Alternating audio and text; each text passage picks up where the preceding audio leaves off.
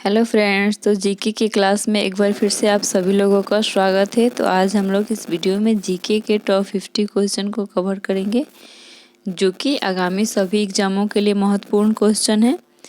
तो आप लोग कैसे हैं? आई होप आप लोग सभी कोई अच्छे होंगे। तो आज का फर्स्ट क्वेश्चन देखा जाए तो आज का फर्स्ट क्वेश्चन है, सूर्य के मध्य भाग को क्या कहते हैं? ऑप्शन ए है समतापमंडल, वर्णमंडल, प्रकाश मंडल या इनमें से कोई नहीं। तो ये पूछ रहे सूर्य के मध्य भाग को क्या कहा जाता है? तो इसे प्रकाश मंडल कहा जाता है, इसलिए ऑप्शन जाएगा सी।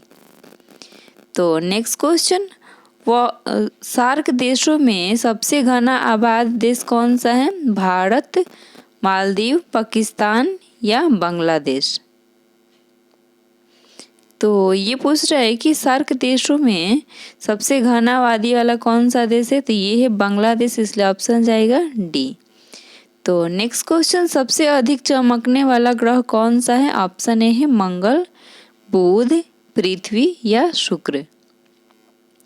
तो सबसे अधिक चमकने वाला ग्रह कौन सा है? तो ये है शुक्र, इसलिए ऑप्शन जाएगा डी। तो नेक्स्ट क्वेश्चन, विश्व की सबसे व्यस्त व्यापारिक नदी है? ऑप्शन ए है नील, राइन, मिसिसिपी या रोन। तो इसमें सबसे व्यस्त विश्व की सबसे व्यस्त व्यापारिक नदी राइन होती है, इसलिए ऑप्शन जाएगा बी। तो नेक्स्ट क्वेश्चन, निम्नलिखित में से कौन सा सीमेंट कारखाना हरियाणा राज्य में स्थित है? ऑप्शन ए है डालमिया नगर, ऑप्शन बी है डालमिया दादरी, ऑप्शन सी है राजगंगपुर, ऑप्शन डी है मछरेला। तो ये पूछ रहा है कि सीमेंट कारखाना हरियाणा राज्य में स्थित है, कौन सा राज्य में? तो ये है डालमिया दादरी में, इसलिए ऑप्शन जाएगा बी। तो नेक्स्ट क्वेश्चन, निम्नलिखित में से कौन सी एक फसल एकल कृषि के अंतर्गत नहीं आती है? डेयरी कृषि, रोपण कृषि, सामूहिक कृषि या मिश्रित कृषि। तो ये पूछ रहा है कि एकल कृषि के अंतर्गत नहीं आता है, तो ये मिश्रित कृषि होगा, इसलिए ऑप्शन जाएगा डी। तो नेक्स्ट क्वेश्चन, अमरकंटक की पहाड़ियों में से कौन सी नदी निकलती है? बेतवा, ताप्ती, कृष्णा या नर्मदा। तो ये बोल रहा है कि अमरकंटक की पहाड़ियों में कौन सी नदी निकलती है? तो ये निकलती है नर्मदा नदी, इसलिए ऑप्शन जाएगा डी। तो नेक्स्ट क्वेश्चन, अंतर्राष्ट्रीय परमाणु ऊर्जा प्राधिकरण कहाँ स्थापित किया गया है? Davos Switzerland, Vienna Australia, London England या क्वींसलैंड या ऑस्ट्रिया। तो ये पूछ रहा है कि ऑस्ट्रिया अंतर्राष्ट्रीय परमाणु ऊर्जा प्राधिकरण कहाँ स्थित है? तो ये वियना ऑस्ट्रिया में स्थित है, इसलिए ऑप्शन जाएगा बी। तो नेक्स्ट क्वेश्चन, विज्ञान के लिए समर्पित महाद्वीप कौन सा है? ऑप्शन ए है एशिया, अफ्रीका, अंटार्कटिका या यूरोप। तो ये पूछ विज्ञान के लिए समर्पित महाद्वीप कौन सा है? तो ये है अंटार्कटिका, इसलिए ऑप्शन जाएगा सी। तो नेक्स्ट क्वेश्चन, कंपास की सुई किस दिशा की ओर इंगित संकेत करती है? ऑप्शन ए है भौगोलिक उत्तरी, चुंबकीय उत्तरी ध्रुव, भूचुंबकीय उत्तरी ध्रुव या चुंबकीय दक्षिणी ध्रुव। तो कंपास की सुई किस दिशा की ओर इंगित करती है? तो ये चुंबकीय दक्षिणी ध्रुव की ओर इंगित करती है, इसलिए ऑप्शन जाएगा डी। तो नेक्स्ट क्वेश्चन, भारत का सबसे बड़ा नमक उत्पादक राज्य कौन सा है? ऑप्शन ए है राजस्थान, गुजरात, तमिलनाडु या ओडिशा। तो इसमें से नमक उत्पादन राज्य कौन सा है? तो ये है गुजरात, इसलिए ऑप्शन जाएगा बी, गुजरात। तो नेक्स्ट क्वेश्चन, करेन नामक जनजातीय समूह किस देश में पाए जाते हैं? ऑप्शन ए है म्यांमार या थाईलैंड, अफ्रीका, भारत या चीन। तो इसमें से करेन नामक जनजातीय समूह किस देश में पाए जाते हैं? तो ये म्यांमार और थाईलैंड में पाए जाते हैं, इसलिए ऑप्शन जाएगा ए। तो नेक्स्ट क्वेश्चन, विश्व में अभ्रक का सबसे बड़ा भंडार किस देश से में होता है? ऑप्शन ए है भारत, ऑप्शन बी है श्रीलंका, ऑप्शन सी है जापान, ऑप्शन डी है मलेशिया। तो इसमें से पूछ रहे विश्व में अभ्रक का सबसे बड़ा भंडार कहाँ पे होता है? तो ये अपना भारत में होता है, इसलिए ऑप्शन जाएगा ए। तो नेक्स्ट क्वेश्चन, निम्नलिखित में से कौन सा राजस्थान का मरुस्थलीय जिला नहीं है? पूछ रहा है। ऑप्शन ए है कोटा, बाड़मेर, जैसलमेर या चूरू। तो ये कोटा जो है कि राजस्थान का मरुस्थलीय जिला नहीं है, इसलिए ऑप्शन जाएगा ए।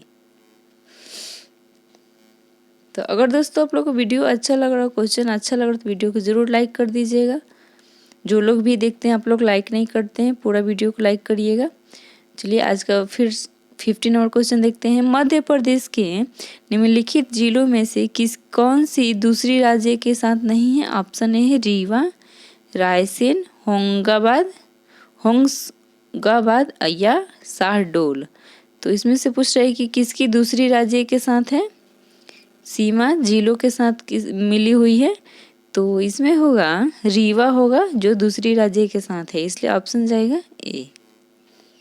तो नेक्स्ट क्वेश्चन, गंगा नदी के दो प्रमुख स्रोत कौन से हैं? ऑप्शन ए है भागीरथी और अलकनंदा, ऑप्शन बी है भागीरथी और यमुना, ऑप्शन सी है भागीरथी और सरस्वती, ऑप्शन डी है अलकनंदा और गंडक। तो ये पूछ रहा है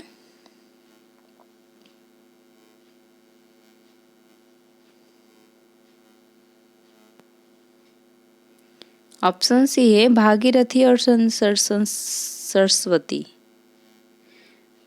थोड़ा सा इसमें नेटवर्क प्रॉब्लम है। चलिए आपसे देखते हैं गंगा नदी के दो प्रमुख स्रोत कौन से हैं? तो इसमें भागीरथी और अलकनंदा होगा, इसलिए ऑप्शन जाएगा ए। तो नेक्स्ट क्वेश्चन, जिस महाद्वीप से होकर काल्पनिक रेखाएं कर्क रेखा, मकर रेखा और भूमध्य रेखा से गुजरती है वो कौन सी है? अफ्रीका, ऑस्ट्रेलिया, यूरोप या एशिया। तो ये पूछ रहे जिस महाद्वीप से होकर काल्पनिक रेखाएं कर्क रेखा, मकर रेखा और भूमध्य रेखा से गुजरती है वो कौन सी रेखा है? तो ये है अफ्रीका से होकर गुजरती है, इसलिए ऑप्शन जाएगा ए।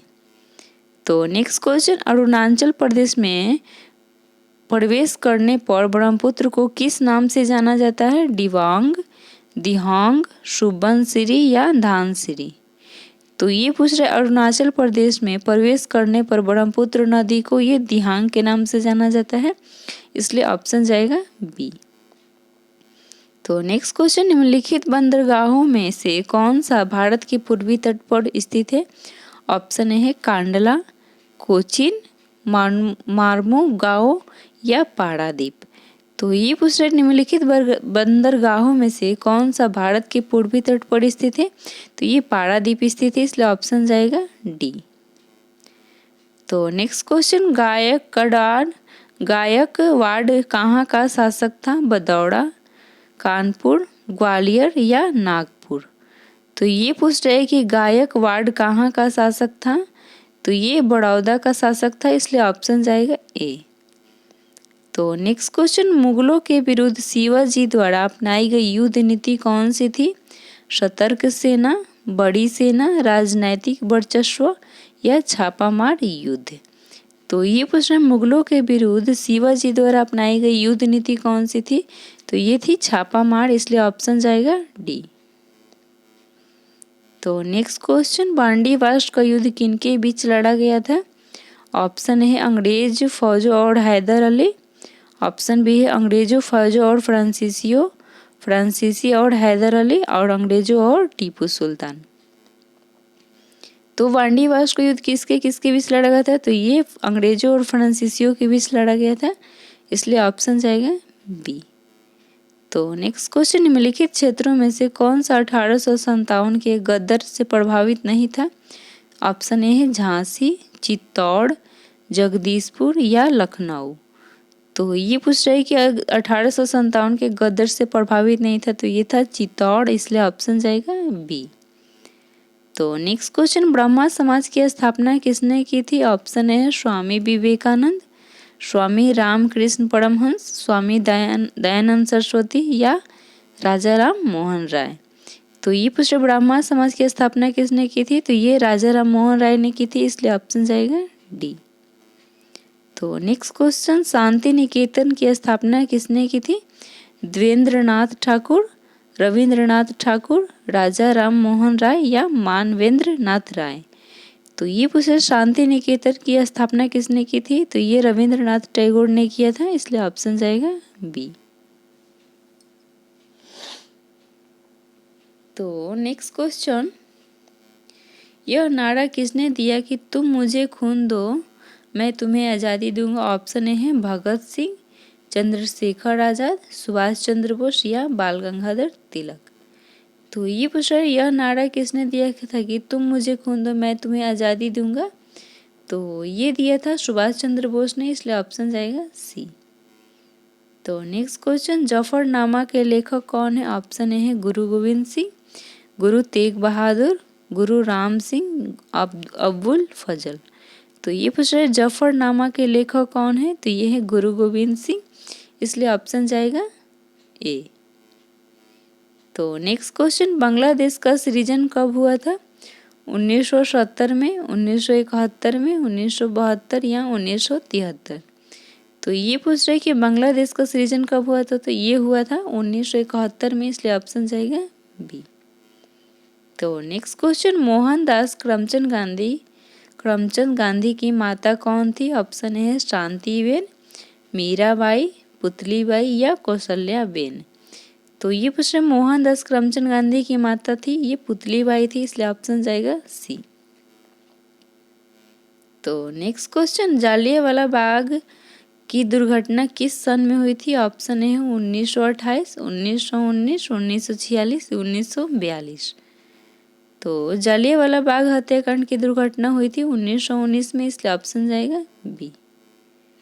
तो नेक्स्ट क्वेश्चन, पाकिस्तान का संस्थापक कौन था? ऑप्शन ए है मोहम्मद जिन्ना, लियाकत अली, गफ्फार खान या बेनजीर भुट्टो। तो ये पूछ रहे पाकिस्तान का संस्थापक कौन था? तो ये था मोहम्मद जिन्ना, इसलिए ऑप्शन होगा ए। तो नेक्स्ट क्वेश्चन, मुस्लिम लीग की स्थापना का श्रेय जाता है? ऑप्शन ए है मोहम्मद अली जिन्ना, सर सैयद अहमद खान, सलीमुल्लाह एवं आगा खां अब्दुल गफ्फार खान। तो ये पूछ रहे मुस्लिम लीग की स्थापना का श्रेय किसे जाता है? तो ये सलीमुल्लाह एवं आगा खां को जाता है, इसलिए ऑप्शन जाएगा सी। तो नेक्स्ट क्वेश्चन, मुस्लिम लीग ने स्वयं की सरकार को कब स्थापित किया था? ऑप्शन है 1909, 1910, 1919, 1906। तो ये पूछ रहा है कि मुस्लिम लीग ने स्वयं की सरकार को कब स्थापित किया था? तो ये 1906 को किया था, इसलिए ऑप्शन जाएगा डी। तो नेक्स्ट क्वेश्चन, आगरा तथा फतेहपुर सीकरी दोनों ही लंदन से बड़े हैं, यह कथन किसका है? वर्नियर, रॉल्फ फ्रिंज, हॉकिंस या थॉमस रो। तो ये कथन है रॉल्फ फ्रिंज का, इसलिए ऑप्शन जाएगा बी। तो नेक्स्ट क्वेश्चन, शिमला समझौता कब हुआ था? 1960 में, 1965 में, 1972 या 1990। तो ये पूछ रहे शिमला समझौता कब हुआ था? तो ये 1972 में हुआ था, इसलिए ऑप्शन जाएगा सी।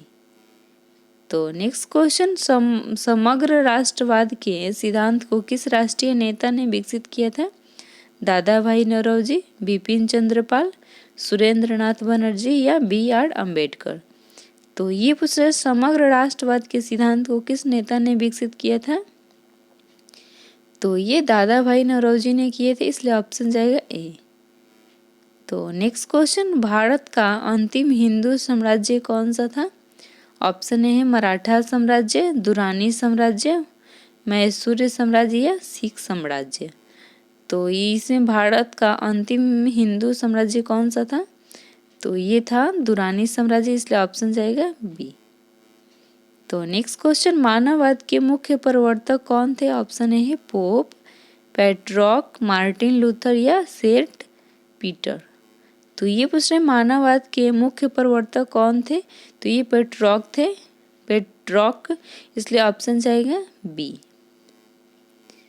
तो नेक्स्ट क्वेश्चन, किस भारतीय ने सर्वप्रथम अनिवार्य प्राथमिक शिक्षा लागू करने के लिए सदन में विधेयक प्रस्तुत किए थे? ऑप्शन ए है मदन मोहन मालवीय, महात्मा गांधी, गोपाल कृष्ण गोखले या जवाहरलाल नेहरू। तो ये पूछ रहे कि किस भारतीय ने सर्वप्रथम अनिवार्य प्राथमिक शिक्षा लागू करने के लिए सदन में विधेयक प्रस्तुत किया था? तो ये किया था गोपाल कृष्ण गोखले ने, इसलिए ऑप्शन जाएगा सी। तो नेक्स्ट क्वेश्चन, भारत में राज्यपाल बनने वाली पहली महिला कौन थी? ऑप्शन है राजकुमारी अमृता कौर, पद्मा नायडू, सरोजनी नायडू या सरला ग्रेवाल। तो ये पूछ रहे भारत में राज्यपाल बनने वाली पहली महिला कौन थी, तो ये थी सरोजनी नायडू, इसलिए ऑप्शन जाएगा सी। तो नेक्स्ट क्वेश्चन, असेंबली बम कांड की घटना में भगत सिंह के साथ दूसरे क्रांतिकारी कौन थे, बटुकेश्वर दत्त, चंद्रशेखर आजाद, करतार सिंह सराभा या जतेंद्र नाथ दास। तो ये पूछ रहे असेंबली बम कांड की घटना में भगत सिंह के साथ दूसरे क्रांतिकारी कौन थे, तो ये थे बटुकेश्वर दत्त, इसलिए ऑप्शन जाएगा ए। तो नेक्स्ट क्वेश्चन, उच्च न्यायालय के न्यायाधीशों की संख्या में वृद्धि करने की शक्ति किसके पास होती है, संसद, राष्ट्रपति, प्रधानमंत्री या विधि मंत्रालय। तो ये किसके पास होती है अधिकार, तो ये संसद के पास होता है, इसलिए ऑप्शन जाएगा ए।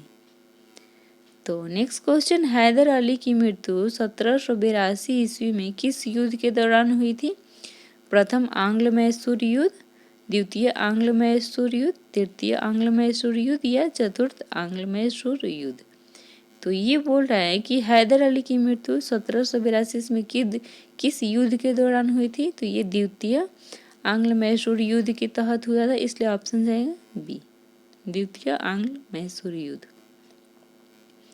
तो नेक्स्ट क्वेश्चन, भारत के राष्ट्रपति के चुनाव के लिए नागरिकों को कितनी आयु पूरी कर लेनी चाहिए, 25 वर्ष, 30 वर्ष, 35 वर्ष या 18 वर्ष। तो राष्ट्रपति बनने के लिए न्यूनतम आयु होना चाहिए 35 वर्ष, इसलिए ऑप्शन जाएगा सी। तो नेक्स्ट क्वेश्चन, निम्नलिखित में से वह व्यक्ति कौन है जिसे भारतीय संविधान के तहत आपातकाल की घोषणा करने के लिए अंतिम प्राधिकारी माना जाता है, राष्ट्रपति, प्रधानमंत्री, मंत्रिपरिषद या संसद।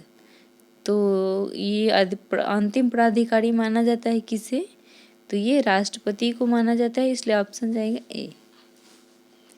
तो नेक्स्ट क्वेश्चन, भारत में संसदीय ढांचों में दो अस्थायी सदनों का नाम बताइए, ऑप्शन ए है राज्यसभा और विधानसभा, लोकसभा और विधानसभा, विधान परिषद, राज्यसभा और विधान परिषद, लोकसभा और विधानसभा। तो ये बोल रहे हैं कि भारत में संसदीय ढांचों में दो अस्थायी पूछ रहे सदनों का नाम, तो ये लोकसभा और विधानसभा होता है, इसलिए ऑप्शन जाएगा डी। तो नेक्स्ट क्वेश्चन, संसद के किसी सदन के दो सत्रों के बीच अंतराल होना चाहिए, अंतराल अधिक नहीं होना चाहिए, तो ये ऑप्शन ए है 3 महीने, 6 महीने, 9 महीने या 12 महीने। तो इसमें पूछ रहे कि कितने सत्रों के बीच अंतराल नहीं होना चाहिए, तो 6 महीने का नहीं होना चाहिए, इसलिए ऑप्शन जाएगा बी। तो नेक्स्ट क्वेश्चन, लोकसभा का कार्यकाल कितनी बार 6 वर्ष तक बढ़ाया गया था, ऑप्शन ए है 1 बार, 2 बार, 3 बार या कभी नहीं। तो ये पूछ रहे लोकसभा का कार्यकाल कितनी बार 6 वर्ष तक बढ़ाया गया था, तो ये केवल 1 बार बढ़ाया गया, 1 बार कहा गया था ऐसा, तो इसलिए ऑप्शन जाएगा ए। तो आज का लास्ट क्वेश्चन, लोकसभा अध्यक्ष के वेतन और भत्ते कौन निर्धारित करता है, ऑप्शन ए है राष्ट्रपति, वेतन आयोग, मंत्रिमंडल या संसद। तो लोकसभा अध्यक्ष के वेतन और भत्ते कौन निर्धारित करता है, तो ये संसद करता है, इसलिए ऑप्शन जाएगा डी। तो हेलो दोस्तों, अगर आप लोग को वीडियो अच्छा लगा तो वीडियो को ज़रूर लाइक कर दीजिएगा, जो लोग चैनल पे नए हैं वो चैनल को ज़रूर सब्सक्राइब कर दीजिएगा। फिर मिलते हैं नेक्स्ट वीडियो में, तब तक के लिए टेक केयर, बाय बाय।